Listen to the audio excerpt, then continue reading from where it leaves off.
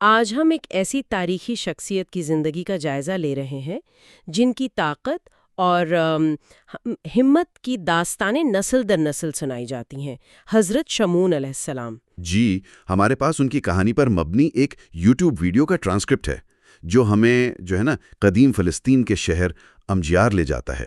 وہاں ایک ظالم بادشاہ تھا، فوطا نامی، اور وہیں حضرت شمعون کی زندگی کے اہم واقعات پیش آئے۔ بالکل۔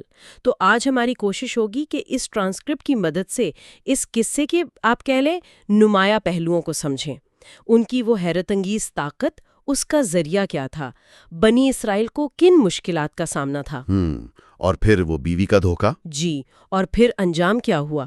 آئیے اس غیر معمولی داستان کی گہرائی میں اترتے ہیں۔ تو کہانی کا پس منظر ہے امجیار شہر۔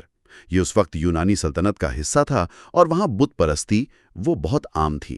لوگ ستاروں کو، پتھروں کو پوجتے تھے۔ اچھا۔ اور بادشاہ فوطا، جس کے پاس کوئی 6000 سپاہیوں کی فوج تھی، وہ نہ صرف ظالم تھا بلکہ وہ اپنے دیوتاؤں کے لیے سالانہ جشن بھی مناتا تھا، اوہو۔ جس میں ہر قسم کی غلط چیزیں شامل ہوتی تھیں، خرافات تھیں۔ اور اسی ظالم ماحول میں بنی اسرائیل کے غریب قبائل بھی رہتے تھے جو کھیتی باڑی کرتے تھے، ان پر کیا بیت رہی تھی؟ جی، فتح کے سپاہی ان پر بہت ظلم ڈھاتے تھے۔ اصل میں ان کا مال لوٹ لیتے تھے، مردوں کو قتل کر دیتے تھے اور عورتوں کو کنیز بنا لیا جاتا تھا۔ اللہ۔ بنی اسرائیل بالکل بے بس تھے اور اللہ سے مدد مانگ رہے تھے۔ ان کی حالت واقعی آپ کہہ لیں قابل رحم تھی۔ تو اسی مایوسی کے عالم میں انہیں ایک امید کی کرن نظر آئی، حضرت شمعون علیہ السلام، جو قریب ہی رہتے تھے اور اپنی طاقت اور عبادت گزاری کے لیے مشہور تھے۔ جی، کچھ علماء انہیں نیک ولی کہتے ہیں، جبکہ تورات و انجیل میں انہیں نبی کا درجہ دیا گیا ہے۔ ان کا تعلق بنی اسرائیل کے قبیلہ بنو دان سے تھا اور اللہ نے انہیں خاص معجزے کے طور پر غیر معمولی جسمانی طاقت عطا کی تھی۔ تو جب بنی اسرائیل مدد کے لیے ان کے پاس پہنچے، حضرت شمعون نے پہلے آپ کہہ لیں حکمت عملی اپنائی۔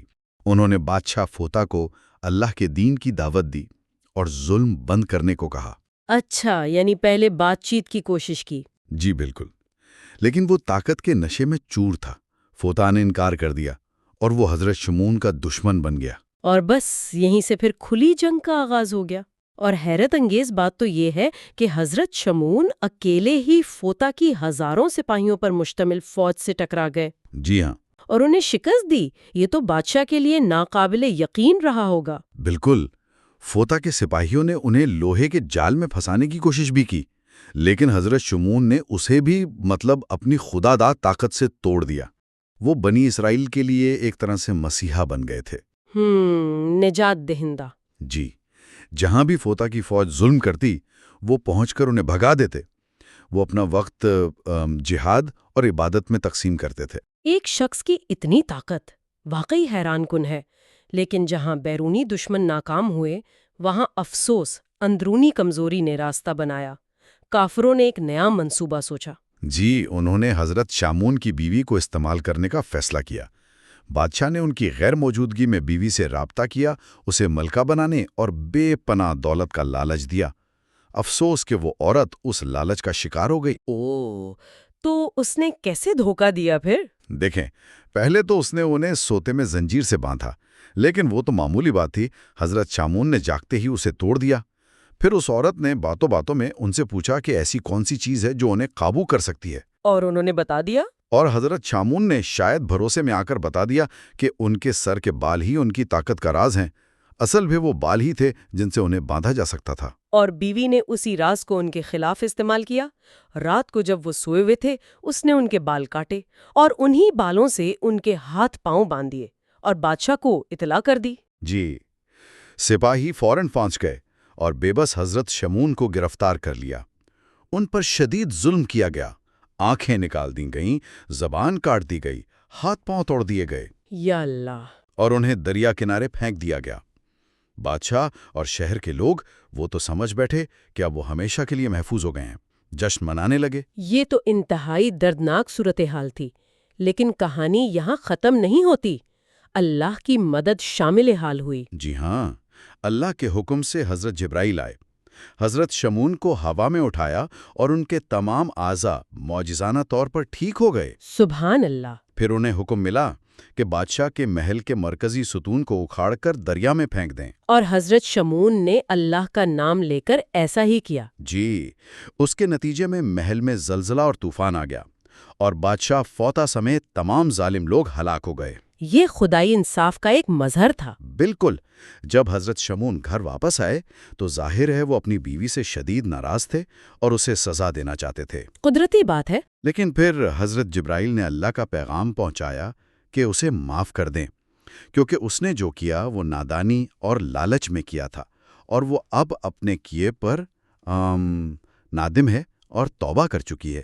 تو حضرت شمعون نے اللہ کے حکم کی تعمیل کی۔ جی، انہوں نے اللہ کے حکم پر اپنی بیوی کو معاف کر دیا۔ تو یہ تھی حضرت شمعون کی غیر معمولی زندگی کی داستان۔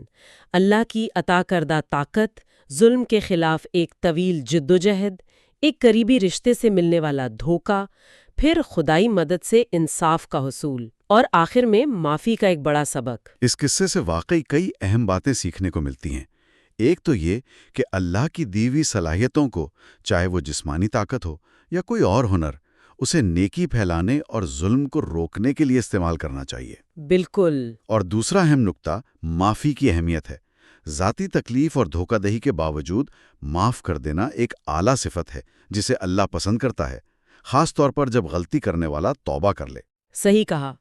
یہ قصہ ایک گہری سوچ بھی چھوڑ جاتا ہے کہ اگر حضرت شمعون علیہ السلام جیسی غیر معمولی جسمانی طاقت بھی انسانی کمزوریوں جیسے لالچ اور دھوکہ دہی سے محفوظ نہیں رہ سکی، تو حقیقی اور پائیدار طاقت کا سرچشمہ کیا ہے؟ کیا یہ بیرونی صلاحیتیں ہیں یا انسان کا اندرونی ایمان، اس کا کردار اور اللہ پر توکل؟ اس پر غور کرنا چاہیے۔